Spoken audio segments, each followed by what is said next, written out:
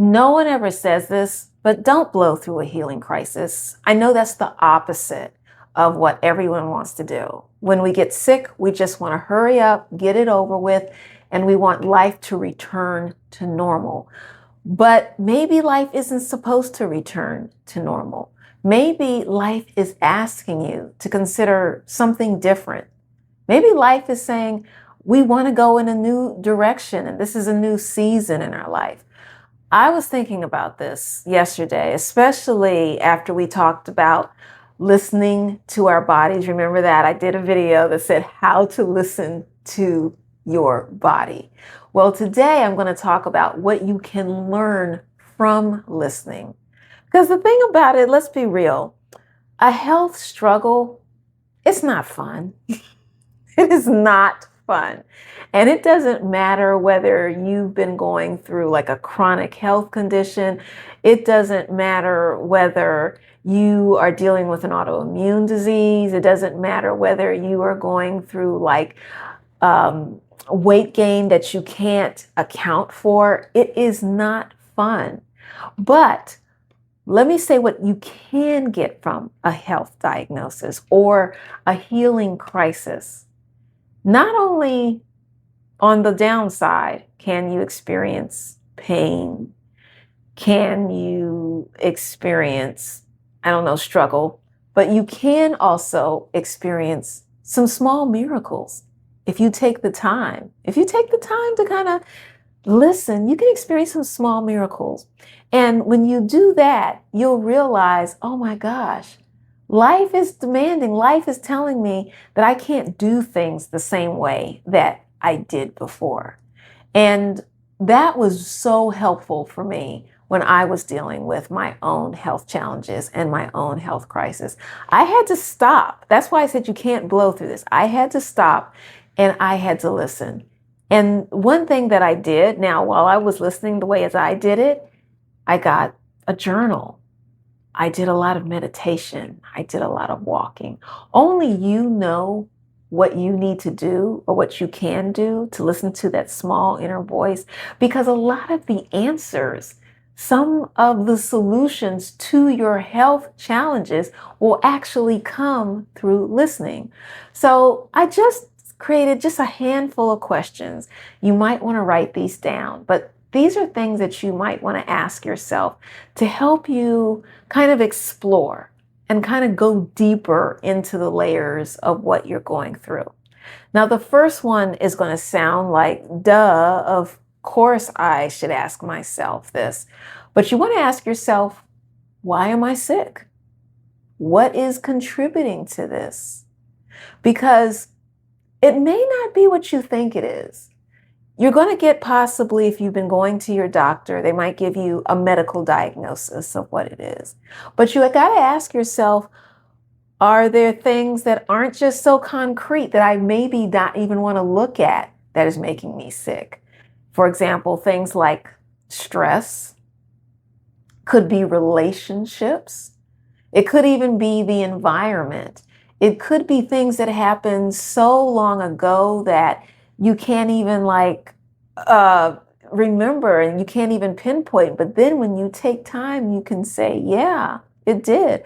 I remember, years and years ago, I was working at a job that I knew that if I continued working at that job, it would make me sick. I was so stressed from that job that I thought, you know what, one day I could die from this. And so I left that job. Now, I actually think that some of the challenges I was experiencing at that job, the stress, actually contributed to some of the illnesses that I had later on.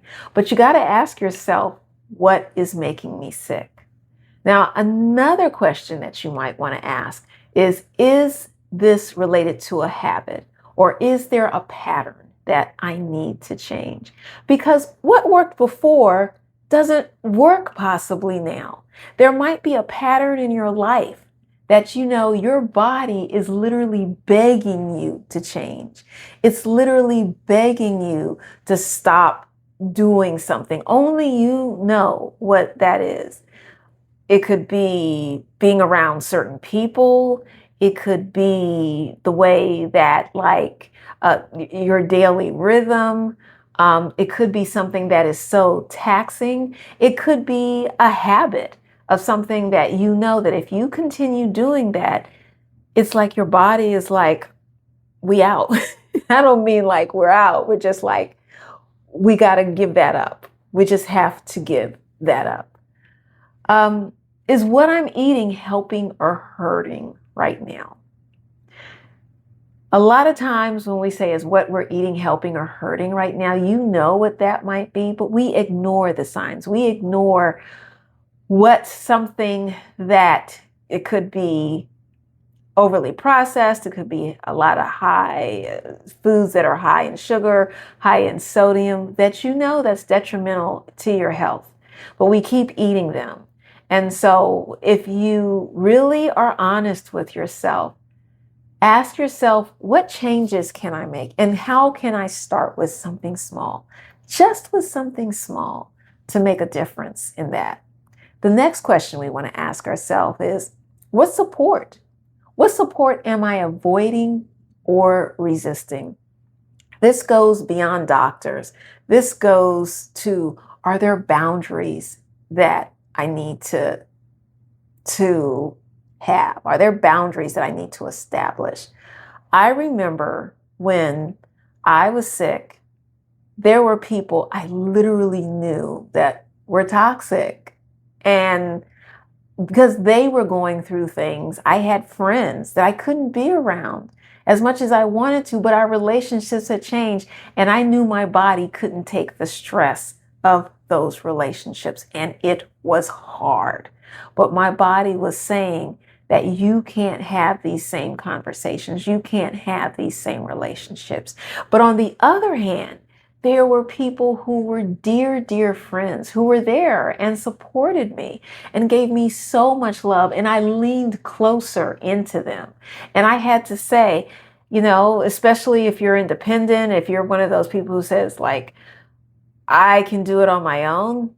When you need a helping hand, when you need support, you're going to have to reach out to people. And that might be the lesson. That might be the lesson that you have to live more heart-filled and just actually allow people to pour into you. And that might be something that you have to do.